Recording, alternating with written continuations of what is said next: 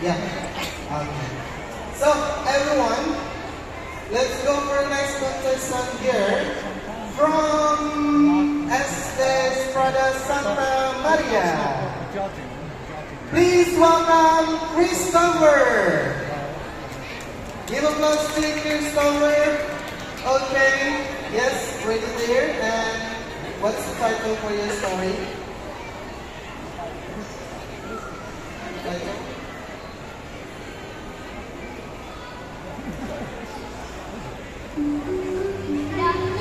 Good afternoon, everyone. How was the day? Fine. I hope today is good, healthy, and great. Before we start our story, let me introduce my name. My name is Christopher. I am 5th class and I am 10 years old. The story name is Legend of Rambanan Temple. Once upon a time, there was a kingdom named Rambanan. They lived there peacefully. However, soon their happy life was struck by an enemy kingdom. The king, Melawano, wanted to occupy Rambanan. He was a mean king. When Rambanan and Cain could not be avoided, Rambanan lost the war and led by the new king, Benawanarosa. Cain could win the war because Benawanarosa had supernatural power. King of Rambanan had a beautiful daughter. Her name was Lorajon. Benawanarosa fell in love and wanted to marry him. If you want to marry me, you have to build 1,000 temples in this one night, said Lorajon. She hated Benawanarosa because he made people of Rambanan were suffering. What? Impossible! You just gave me excuses for not praying me! Said Benawanarosa. But he did not give up. He asked the genius to help him. All those genies worked hard to build 1,000 temples.